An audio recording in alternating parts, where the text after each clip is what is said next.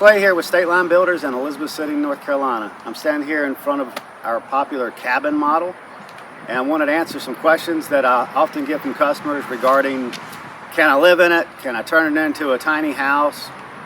They get different ideas. They want to finish off the interior and rent it out as an Airbnb or put it on a vacant lot they have somewhere.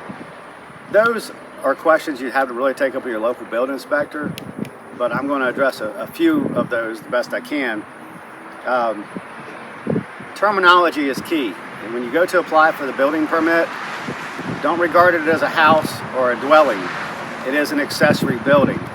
There are two different categories. If you regard that it's going to be a house that you're going to live in, it's going to have to play by a whole different set of rules, because this is essentially a shed with a porch on it. So it can be classified as an accessory building. You can put utilities in an accessory building, such as plumbing and electrical, insulation, climate control it. You can do all the same things, but there are different rules between the two, so you have to understand that terminology.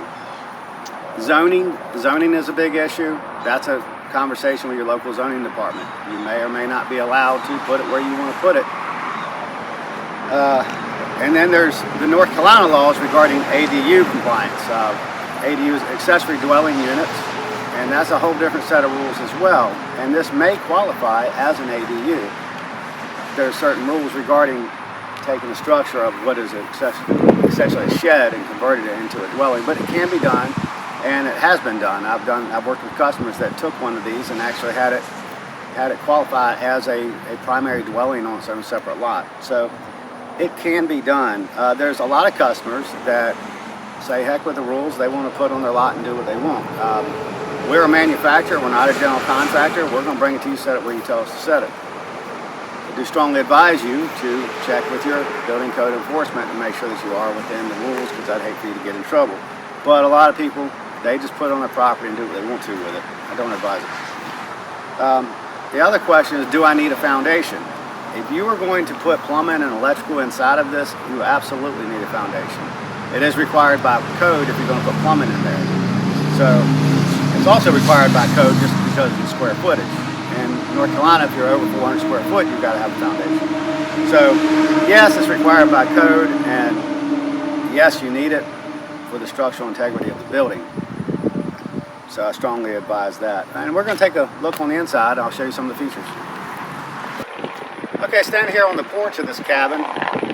It is a 14 by 40, so it's a good sized building. It's got a house door, basic windows and shutters.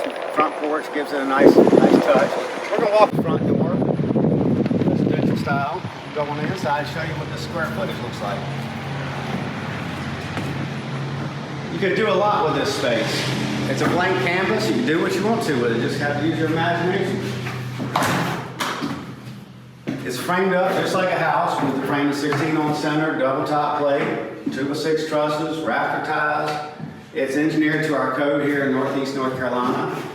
On this model, we use the LP siding and the LP silver board, which has a 50-year warranty on it. It's a great product. And this building is priced at $17,500. That includes local delivery and setup. It's a big bang for the buck. And if you want to see it, just come on over to 1344 US Highway 17 South in Elizabeth City, North Carolina. That's State Line Builders. Thank you.